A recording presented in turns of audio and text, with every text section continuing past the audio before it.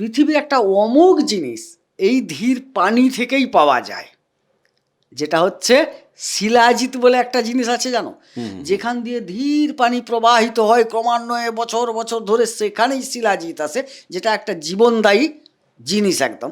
এইখানে যে কেতু স্লো হলেও খুব উপকারী যদি আমি তাকে আত্মস্থ করতে পারি।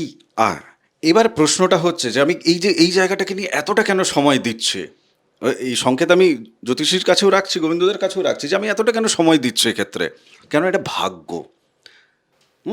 ওটাই বাড়বে পরে পরে। হ্যাঁ অবশ্যই।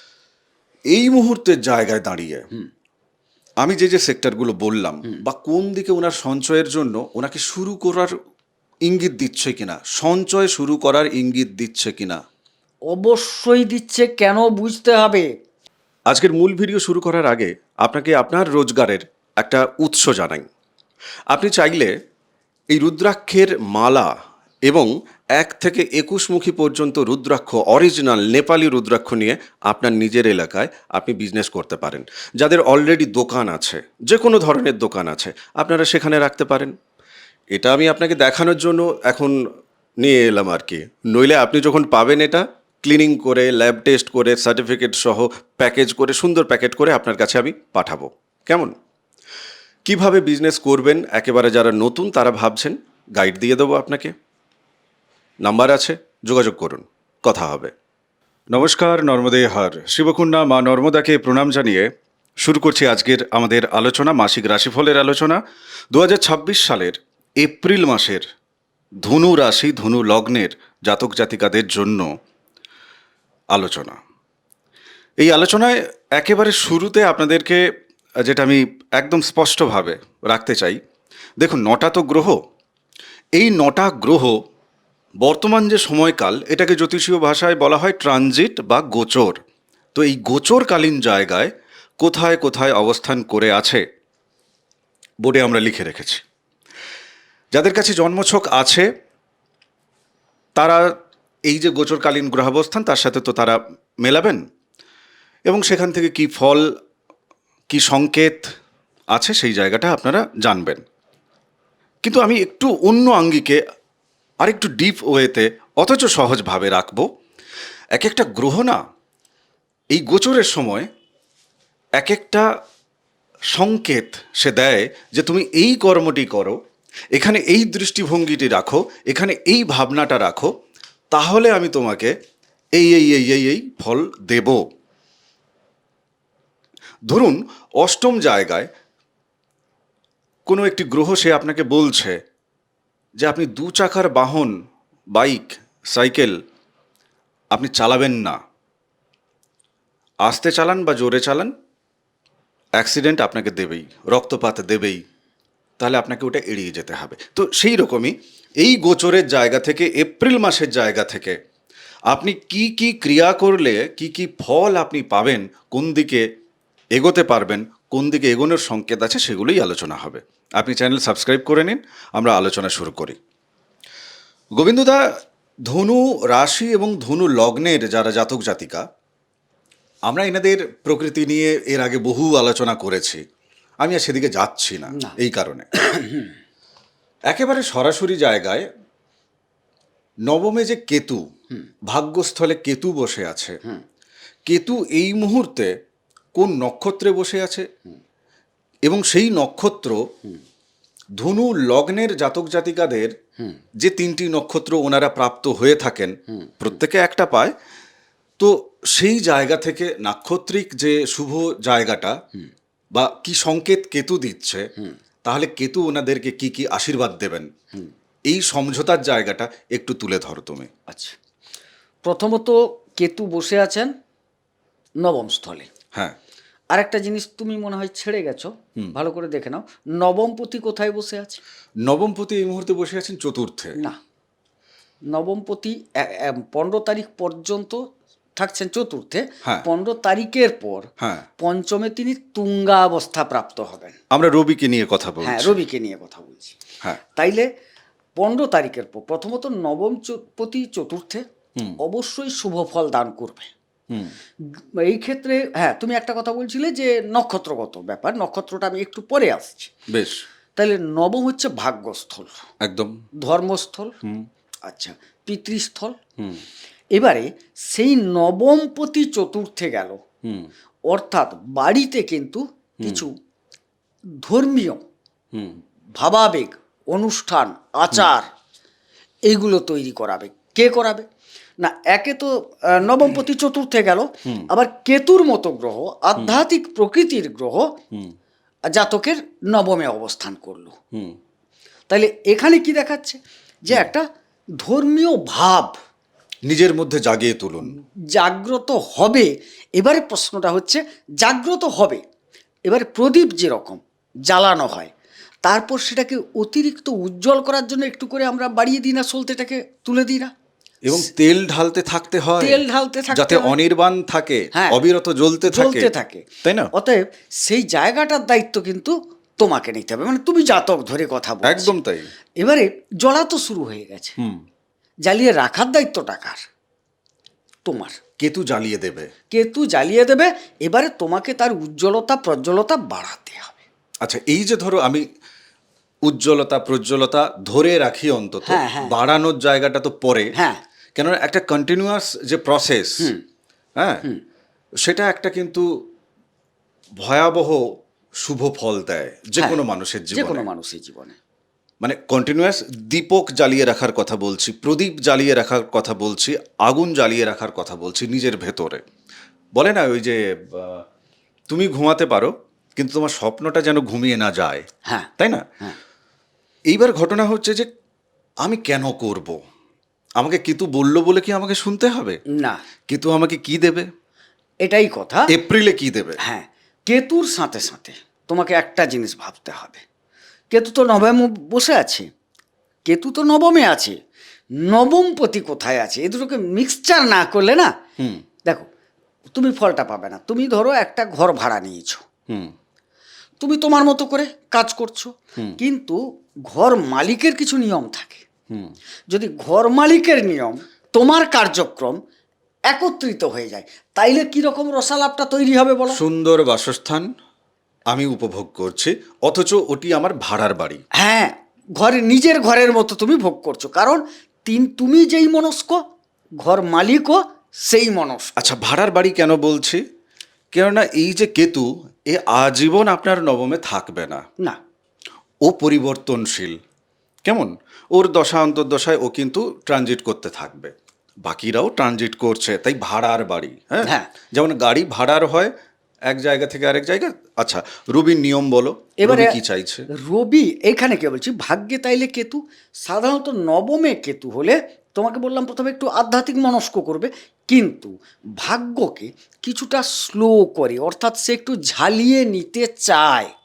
যে এই যে ভাগ্য, কেতু তো অন্তর্মুখী জিনিস, তিনি একটু পরীক্ষা নিরীক্ষার মাধ্যমে দেখতে চান যে আমি ওকে যেটা দেব ও নেওয়ার যোগ্য কিনা।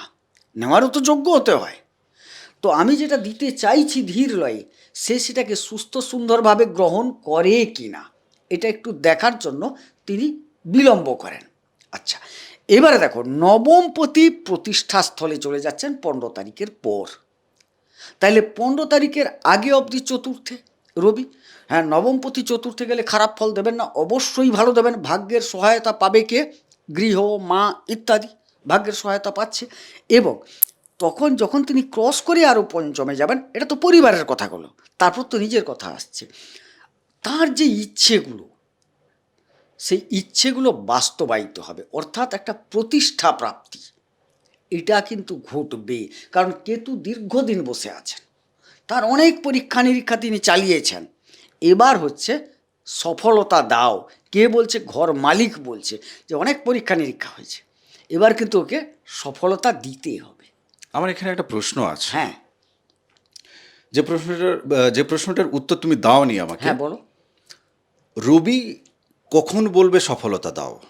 যেমন কেতু, সে যেটা চাইছে, সব তো গিভ অ্যান্ড টেক না।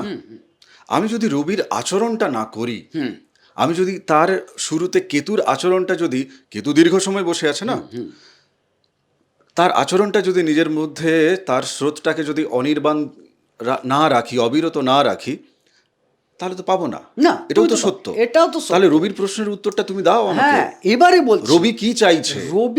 রবি এখানে একটা কথা, রবি কি চায়, কি প্রেজেন্ট করে, আগে তো সেটা জানতে হবে, তার চরিত্রটা কি। ছোট করে, অত সময় একদম নেই। একদম। তোমার রবি হচ্ছে একজন প্রতিষ্ঠাদাতা গ্রহ। রবি প্রথম। কি চাইছে আমার এবারে থেকে, আচরণ রবি কি চাইছে তুমি এই সময় প্রতিষ্ঠা লাভ করো, যে কোনো দিক থেকে তুমি যে কর্মে আছো প্রতিষ্ঠা লাভ করো। এবারে সেই প্রতিষ্ঠা লাভের জন্য তোমার যা যা করণীয়, তোমার তো সেক্টর আলাদা, তুমি তো আর এক সেক্টরের বিশ্বমান আনি, বিভিন্ন সেক্টর আছে। তুমি কি মূলত করো, পিতৃভক্তি করো। একদম রবি বলছে পিতার প্রতি অনুগত হও, আর ঈশ্বরের প্রতি অনুগত হও, নবম স্থল ধর্মীয় স্থল, ধর্মের প্রতি আসক্ত হও, সত্য নিষ্ঠা ত্যাগে তুমি নিমজ্জিত হও, তোমার কর্মে ফোকাস রাখো, তুমি কিন্তু সফলতা পাবে। আমি দেওয়ার জন্য তুঙ্গি হচ্ছি। বেশ, আমি একটু একটু যোগ করি এক্ষেত্রে। হ্যাঁ, বলো। ভাল লাগবে, ক্ল্যারিটি আসবে জীবনে। দীর্ঘদিন ধরে কেতু বসে আছে, ভাগ্যটাকে স্লো করছে জ্যোতিষীর ভাষায়। আমি দেখছি একে অন্যরকম ভাবে। আমি দেখছি এটাকে একটা খাবারকে চিবিয়ে চিবিয়ে খেতে হয়। মানে ধরুন একটা খাবারকে আপনি গিলে গিলে খাচ্ছিলেন, 5 বার 6 বার চেবানোর পরেই আপনি গিলে নিচ্ছিলেন, তার রস পাবেন না আপনি, পেট ভরে যাবে। কেননা গলার নালি দিয়ে ভাই পেটে পৌঁছে গেল, পেট ভরে গেল। কিন্তু যদি খাবারটাকে যদি চিবিয়ে চিবিয়ে যদি খাওয়া যায়, তাহলে কিন্তু আপনি তার স্বাদ পাচ্ছেন, আপনি রিয়েলাইজ করছেন আপনার জীবনকে, তখন আপনি কিন্তু সাক্ষী রূপে দেখছেন। তো এই যে ভাগ্য স্লো হলো, ভালো হলো। কখনো কখনো না স্লো হওয়াটা ভালো। যারা 50, 55, 60, 65 বছর বয়সে উপনীত হয়েছেন, আপনি যদি তাদেরকে জিজ্ঞাসা করেন, তারা মনে করে হাতের ফাঁক দিয়ে জীবনটা বেরিয়ে গেল। যদি আরও একটু আয়ু থাকতো, আরও ইচ্ছেগুলোকে তিনি পূর্ণ করতে পারতেন। আমরা যারা স্কুল পেরিয়ে চলে এসেছি, আমরা যারা কলেজ পেরিয়ে চলে এসেছি, আমাদের কাছে সেই স্কুল জীবন, কলেজ জীবনটাকে আমরা মিস করি। হয়তো দেখা যাবে যে সেখানে পড়াশুনো করিনি, ঠ্যাঙানি খেতাম,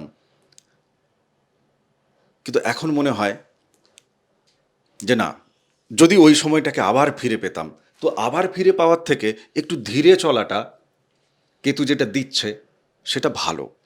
এবং রবির জায়গা থেকে তুমি মানে খুব সুন্দরভাবে বলেছ, রবি যেটা চাইছে সেটা যদি আমরা দিই, তাহলে কিন্তু সোনায় সোহাগা জায়গা তৈরি হবে, তবেই সফলতা হবে, তবেই ডিসিপ্লিন তৈরি হবে, তাই না? একটা কথা আছে জানো তো, আমাদের প্রচলিত ঘরোয়া কথা, ধীর পানি পাথর কাটে, তেজ পানি পাথর কাটে কোথাও বলা হয়নি, পাথর ভাঙে। পাথর কাটা আর পাথর ভাঙার দুটোর মধ্যে ফারাক আছে।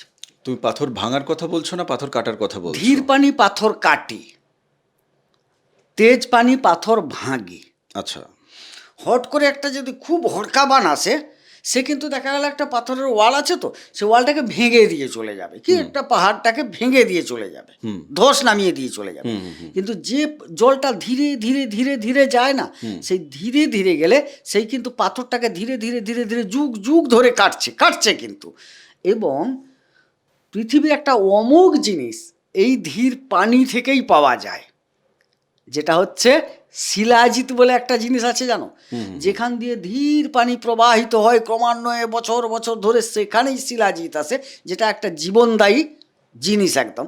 এইখানে যে কেতু স্লো হলেও খুব উপকারী, যদি আমি তাকে আত্মস্থ করতে পারি। আর এবার প্রশ্নটা হচ্ছে যে আমি এই জায়গাটাকে নিয়ে এতটা কেন সময় দিচ্ছি, এই সংকেত আমি জ্যোতিষীর কাছেও রাখছি, গোবিন্দদের কাছেও রাখছি, যে আমি এতটা কেন সময় দিচ্ছি এক্ষেত্রে। কেন এটা ভাগ্য।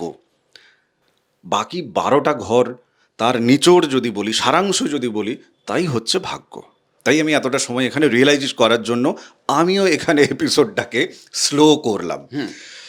ঘটনা হচ্ছে যে প্রত্যেকটি জাতক এবং জাতিকা, সে ধনু রাশি হোক, ধনু লগ্ন হোক, বা 12টা রাশি লগ্নেরই মানুষ, কিন্তু আমি ধনুকে নিয়ে বলছি, যেহেতু আপনার বৃহস্পতি, আপনার মধ্যে সেই প্রজ্ঞা আছে, আপনার মধ্যে সেই জ্ঞানের স্রোত আছে, ক্ল্যারিটি আছে।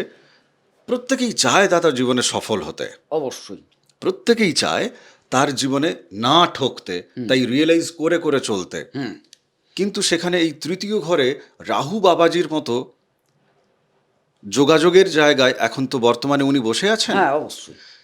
তো স্বাভাবিক কারণে উনি যদি সেই ধোঁয়াশাপূর্ণ যোগাযোগটা যদি তৈরি করে দেন, আর সেক্ষেত্রে জীবনের ছন্দ যদি একটু বেশি বেগে থাকে, গতিবেগটা যদি বেশি হয়, কেতুকে যদি আমরা অস্বীকার করে ফেলি, তাহলে ধোঁয়াশার মধ্যেই গাড়ি অ্যাক্সিডেন্ট হয়ে যাবে। হওয়ার সম্ভাবনা প্রবল। আমাকে 3 নম্বর ঘরে এই রাহু বাবাজি ঠিক কি কি করছে আর কেন মগজমারি করছে, মগজমারি থামবে কি করে? আচ্ছা, তৃতীয় ঘরটাকে ভাবতে গেলে শুধু রাহু নিয়ে ভাবলে হবে না। আমি শুধু রাহুকে নিয়ে শুনি, আচ্ছা। তারপরে তুমি এক একটা আচ্ছা, ইনগ্রিডিয়েন্ট মেশাবে, ওখানে মঙ্গল মেশাবে, ব্যাস, বুধ ব্যাস। মেশাবে পরে আমি পরে। বলছি রাহু এখানে যোগাযোগটাকে অতি দ্রুত বৃদ্ধি করে দেবে। যে কোনো বিষয়ে হঠাৎ একটা যোগাযোগ যেন দুম করে চলে এলো না চাইতে, এইরকম একটা নিজস্ব যে তেজ পরাক্রম, হঠাৎ যেন পরাক্রমটা জেগে উঠবে এর মধ্যে। দেখো, হঠাৎ শব্দটা ভুল বলছি, কারণ এখানে দীর্ঘদিন রাহু বসে আছে। কিন্তু তার কাজটা হচ্ছে হঠাৎ হঠাৎ, কিন্তু যোগাযোগ তো বসার মাঝখানে যে কোনো সময় হঠাৎ হতেই পারে। রাস্তার পাশে ওই ল্যাম্পপোস্টটা ছিল, আমি ওখান দিয়ে রোজ গাড়ি চালিয়ে নিয়ে যাই। ওদিন কুয়াশা ছিল বলে মনে হলো যেন হঠাৎ। হ্যাঁ, আচ্ছা, কিছু ক্ষেত্রে দেখা যাবে কিছু যোগাযোগ, এমন যোগাযোগ যে যোগাযোগটা দেখবে সাধারণ লোক করতে পারে না। এই সময়কালের মধ্যে উনি কিন্তু অভাবনীয়ভাবে সেই যোগাযোগে পৌঁছে যাবেন। বেশ। আর পাড়াপড়শিদের ক্ষেত্র থেকে উনি কিন্তু বেশ প্রয়োজনীয় ব্যক্তি হয়ে উঠবেন। তাদের প্রয়োজনে হ্যাঁ, লাগছেন। পাড়াপড়শিদের কাছে প্রয়োজনীয়, মানে উনি পাড়াপড়শিদের জন্য বেশ কিছু করার চেষ্টা করবেন, আচ্ছা, আগ্রহ প্রকাশ করবেন, বা পাড়াপড়শিরা চাইলে উনি এগিয়ে যাবেন যে কাজগুলি দুঃসাহসিক। একটা উদাহরণ দিলে মনে হয় বোঝাটা ক্লিয়ার হবে না, তুমি বুঝে গেছো? না আমি বুঝেছি, ওনারাও বুঝেছেন। আমি ওর থেকে আরো ডিপার লেভেলে হ্যাঁ, যাচ্ছি, বলো এবারে। ডিপ লেভেলে যাচ্ছি। এক্ষেত্রে এই যে মানে রাহু নিশ্চয়ই ওনাকে বিপদে ফেলছেন না, রাহু তো কিছু রিয়েলাইজেশন করাতে চাইছে, তাই না? আবার বলি, এই জায়গায় রাহু একটা পরামর্শ দিতে চাইছেন। কি পরামর্শ? পরামর্শটা এই কারণে দিতে চাইছেন যে ভাইদের সাথে তুমি উত্তপ্ত আচরণ করো না, এটা কিন্তু ওনারা রিয়ালাইজ করবেন। রাহু ইঙ্গিতটা দিচ্ছে, রিয়ালাইজটা করাচ্ছেন বৃহস্পতি। আচ্ছা, আর ভাইদের সাথে, পাড়া প্রতিবেশীদের সাথে? পাড়া প্রতিবেশীদের সাথে তুমি সহযোগিতা করো। কোনো কারণে এই সহযোগিতা করতে গিয়ে নিজেকে অহংকারিত্বে ডুবিয়ে দিও না। আচ্ছা, ব্যবহারটা খারাপ করো না। অহংকার মানে তো ব্যবহার খারাপ, স্বাভাবিক স্বাভাবিক। সেটা খারাপ করো না। এটা কিন্তু জাগ্রত করাবে, ওটা আসবে, কিন্তু এই ভাবটা জাগ্রত করাবে কিছুটা রাহু। কিন্তু বৃহস্পতির একটি পূর্ণ দৃষ্টি এই জায়গায় বারবার সচেতন করাবার চেষ্টাও করবে যে না, এটা নয়, এটা তোমার কাজ হচ্ছে ওকে সহযোগিতা করা, অহংকার দেখানোর জায়গা নয়। কাজ হচ্ছে সহযোগিতা করা। বিনিময়ে করে দিয়েছি বলে এই আমাকে 2000 দাও, দেবে তো যাব না, এটা করো না। এটারও ইঙ্গিত এখানে আছে। এই যে ইঙ্গিতটা দিচ্ছে, রাহু এখন তৃতীয় আছে, তো রাহু ওই তৃতীয়ের ঘর ছেড়ে কিন্তু এরপরে আপনার লগ্ন সাপেক্ষে, রাশি সাপেক্ষে দ্বিতীয় আসবে, অর্থাৎ সঞ্চয়ের জায়গায় আসবে, অর্থ সঞ্চয়ের জায়গায় আসবে, শ্বশুর বাড়ি প্রাপ্তির জায়গায় আসবে, খাওয়া দাওয়ার জায়গায় আসবে। পরের মাসের এপিসোডটা দেখবেন, তাতে করে যদি রাহু সরে যায় তখন সেটা পেয়ে যাবেন। আর যদি আপনার জীবনের পুরো জীবনটাকে জুড়ে 9টা গ্রহ কোথায় কোথায় অবস্থান করছে এবং সে কি কি দিচ্ছে আর কি কি করতে বলছে, তবে চট করে পেয়ে যাবেন আপনি। সেটা যদি জানার ইচ্ছা হয়, হোয়াটসঅ্যাপ নাম্বার আছে, যোগাযোগ করবেন। আমি আরেকটু সরে যাই, আবার আমি চলে যাই একটু শনির দিকে। কেননা রাহুকে নিয়ে আমরা যেখানে আলোচনা করছি, তৃতীয় ঘর আর দ্বিতীয় ঘর, সেটি হচ্ছে শনির ঘর। হ্যাঁ, শনি বৃহস্পতির যে কম্বিনেশন, সেটা তুমি বলতে পারো, নাও বলতে পারো, কিন্তু শনি ওনাকে কি কি ইঙ্গিত দিচ্ছে, কি করতে বলছে, তাহলে কি ফল দেবে এই এপ্রিলে? প্রথমত বলছি, শনি বলছে তুমি ঘরের জন্য কিছু সঞ্চয় করো, পরিবারের জন্য কিছু সঞ্চয় করো। তাহলে করতে পারবে সঞ্চয়? হ্যাঁ, নিজে নিজে যদি বলো আমি নিজে সঞ্চয় করব নিজের জন্য, তা তো তুমি করতে পারবে না। আচ্ছা, তুমি পরিবারের জন্য কিছু করো, মায়ের জন্য কিছু করো। এক্ষেত্রে তুমি উদাহরণ দিতে পারো? এবারে হচ্ছে একটা, তোমার কিছু উপার্জন তো করছো তুমি, উপার্জনের ইঙ্গিত আছে, উপার্জনও হবে।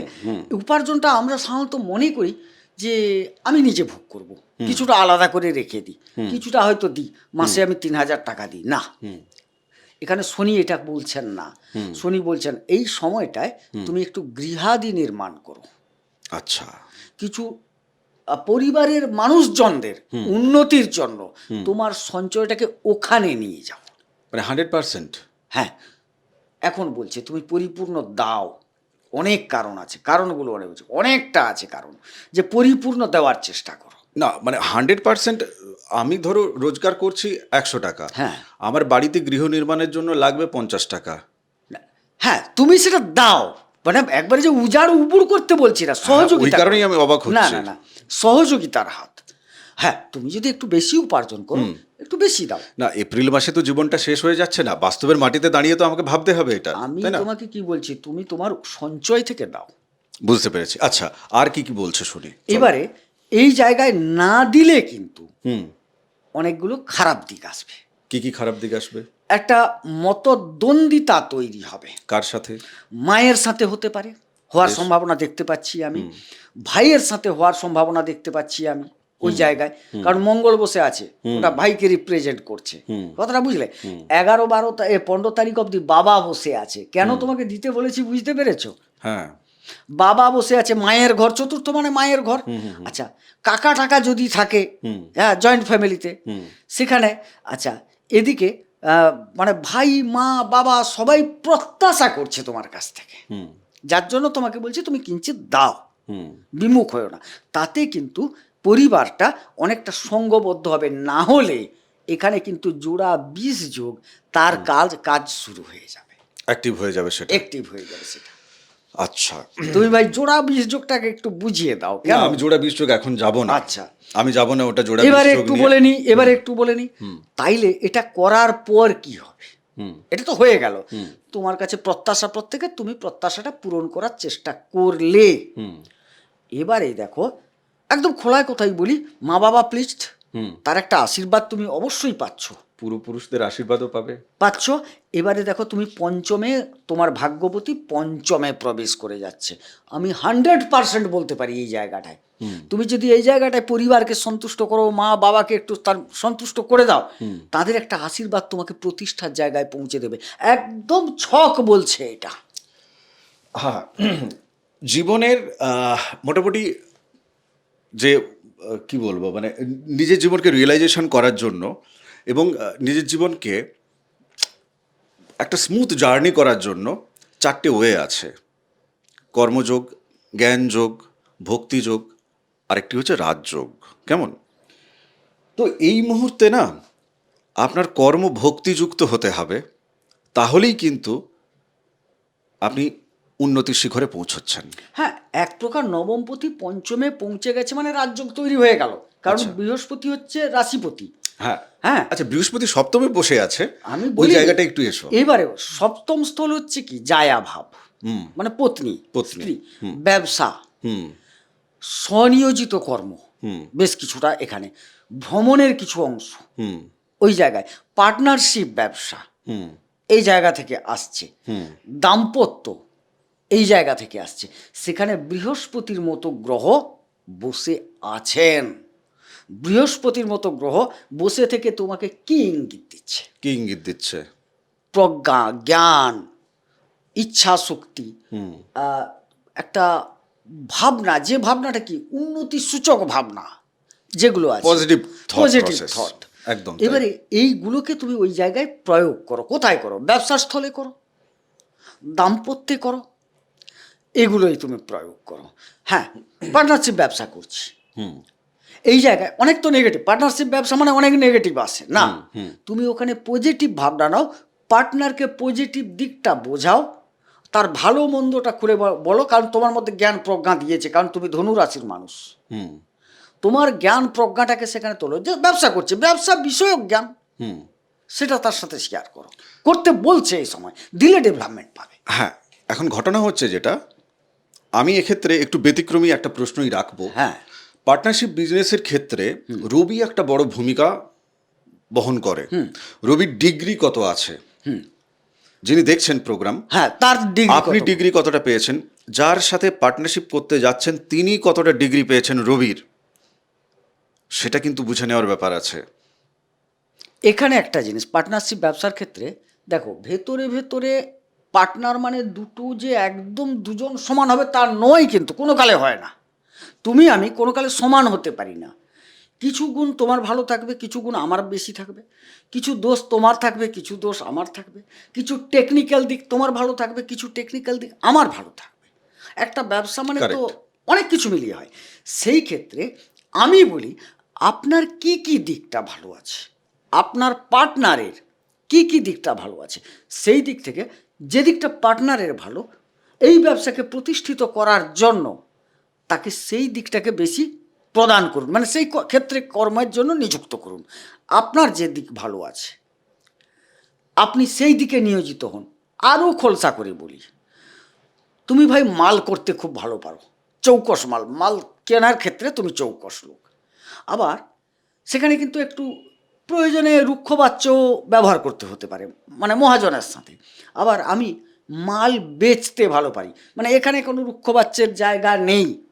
একদম সুস্থ সুন্দরভাবে মানুষকে তার উপযোগিতা উপকারিতা ইত্যাদি বুঝিয়ে মালটা বিক্রি করতে হবে। কে কোনটায় পটু, তাহলে তাকে সেই জায়গাটা দিতে হবে। একটা উদাহরণ দিচ্ছি। আবার বলি, অনেক সময় পার্টনারশিপ ব্যবসা হচ্ছে ঋণ নিয়ে।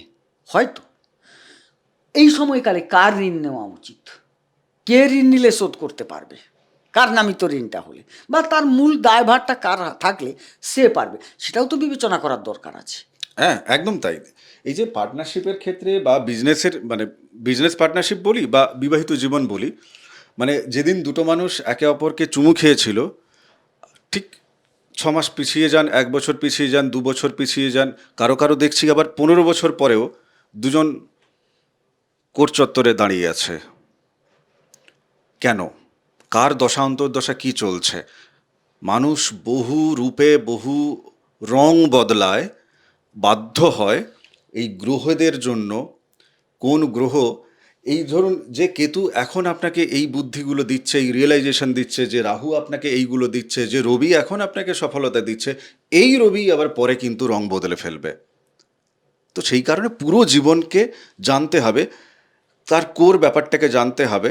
আপনি আপনার জীবনে কি ছন্দ নিয়ে এসছেন, কি প্রারব্ধের জায়গা থেকে আপনার সীমারেখা কতটা, এই জায়গাগুলো সহজভাবে আপনি জেনে নিতে পারবেন যদি বুকিং আপনি নিয়ে নেন। আমি লাস্ট প্রশ্নে যাচ্ছি দাদা। বলো। একটা মানুষের জীবনে অর্থ সঞ্চয় করাটা ভীষণ গুরুত্বপূর্ণ। একদম। তিনি সেটা পোস্ট অফিসের দিকে যান, মিউচুয়াল ফান্ডে যান, তিনি তার হেলথ ইন্স্যুরেন্স করুন, কিংবা তিনি একটা এমআই স্কিম কোন ব্যাংকিং সেক্টর থেকে তিনি নিলেন, হোয়াট এভার। কেননা শরীর সবসময় একরকম থাকবে না, আয়ু বাড়ছে, তাই না? রোজগার যদি সঞ্চয় না রূপান্তরিত হয় তাহলে সেটা কিন্তু আয়ু ক্ষয় হচ্ছে, নিরাপত্তা তৈরি হচ্ছে না, না একটা শান্তির স্রোত কিন্তু শুরুই হলো না। না। চাই সেটা অল্প স্বল্প দিয়েই শুরু হোক, 500 টাকা দিয়েই শুরু হোক প্রত্যেক মাসে, ওটাই বাড়বে পরে পরে। হ্যাঁ, অবশ্যই। এই মুহূর্তের জায়গায় দাঁড়িয়ে আমি যে যে সেক্টরগুলো বললাম, বা কোন দিকে ওনার সঞ্চয়ের জন্য ওনাকে শুরু করার ইঙ্গিত দিচ্ছে কিনা, সঞ্চয় শুরু করার ইঙ্গিত দিচ্ছে কিনা। অবশ্যই দিচ্ছে, কেন বুঝতে হবে। সঞ্চয়ের অধিপতি কে? শনিদেব, উনার। হ্যাঁ, শনিদেব এখন চতুর্থে বসে আছেন, কিছুদিন পরে তো তিনি নিচস্থ হবেন। কোথায় নিচস্থ হবেন? পঞ্চম স্থলে গিয়ে নিচস্থ হয়ে যাবেন। তাইলে সঞ্চয়াধিপতি যখন নিচস্থ হয়ে যাবেন তখন তো তিনি আর সুফল দেওয়ার চেষ্টা করলেও তো পারবেন না, নিজেই দুর্বল হয়ে যাচ্ছেন। তাইলে আগে থেকে তোমাকে একটু প্রস্তুতি নিতে হবে সঞ্চয়ের দিকে। যখন কিছু কিছু আছে ব্যাপারটা জানো তো, শুরুটা করে দিলে করতে বাধ্য, হ্যাঁ, ডিসিপ্লিন একটা তৈরি হয়ে যাবে। শুরু করলে করতে বাধ্য। ধরো তুমি একটা ইন্স্যুরেন্স করেছো কোয়ার্টারলি, তুমি যখন শুরুটা করে দেবে তোমার মাথায় একটা দায়ভার চেপে যাবে যে ভাই আমার তো কোয়ার্টারলি মানে আমার 3 মাস হয়ে গেছে, আমাকে দিতেই হবে। এই যখন বাধ্যবাধকতা চলে আসবে তখন তুমি একটা নির্দিষ্ট নিয়মের মধ্যে পৌঁছে গেলে। আর যখন করব বলে ভাববে তখন কিন্তু তুমি করতে পারবে না, কারণ এরপরে তো শনি আরও খারাপ হয়ে যাচ্ছে। সে রাবণের অবস্থা হয়ে যাবে তখন, স্বর্গে সিঁড়ি বাঁধবো, লবণ সমুদ্রকে আমি কি করব, ক্ষীর সমুদ্রে পরিণত করব, এই করব, পেন্ডিং মুডে পড়ে আছে। কিন্তু করার হলো না, চলে গেলেন তিনি। একদম তাই। কিন্তু যেটা করব শুভস্য শীঘ্রম ভাষাটা এখন সংকেত আছে, মুদ্রা কথা এক হচ্ছে এটা। কথায়। যাই হোক, আমি আজকের এপিসোড এখানেই বিরাম দিই। তপভূমি নর্মদা, মা নর্মদার যে মাহাত্ম্য কথা অডিও সিরিজ, ওটা করবোতে আর না রেখে শুনতে শুরু করুন। আলাদা প্লেলিস্ট বানিয়ে রেখেছি। সাবস্ক্রাইব করব না করে করে ফেলুন। আর সাথে সাথে এই যে আমরা আলোচনা করছি, যে আঙ্গিকে আলোচনা করছি, আপনার জীবনকে ছুঁয়ে যাওয়ার মতো প্রশ্নগুলো কি আমি রাখতে পারছি? উনি যে উত্তর দিচ্ছেন সেই উত্তরগুলো কি আপনি খুব সহজে পরিষ্কারভাবে আপনার মাথার মধ্যে কি রিয়েলাইজেশন চলছে, মানে হতে পারছে? আমাদের কোথাও ত্রুটি থাকছে না তো? আমি, গোবিন্দদা, আমরা সেটা জানতে চাই। প্লিজ আমাকে কমেন্ট বক্সে একটু ধরিয়ে দিন যে না, এই আলোচনাটা না এইভাবে হলে ভালো হতো, এই জায়গাটা আপনারা ছেড়ে গেছেন। আমি সেগুলো শোধরানোর চেষ্টা করব নয়, আমি করবই, করতে করতে চলবো, কেমন? আর তার প্রতিফলন আপনারা এপিসোডে পাবেন। ভালো থাকুন, সুস্থ থাকুন, ভক্তির পথে থাকুন। নমস্কার, নর্মদে হর। নর্মদে হর।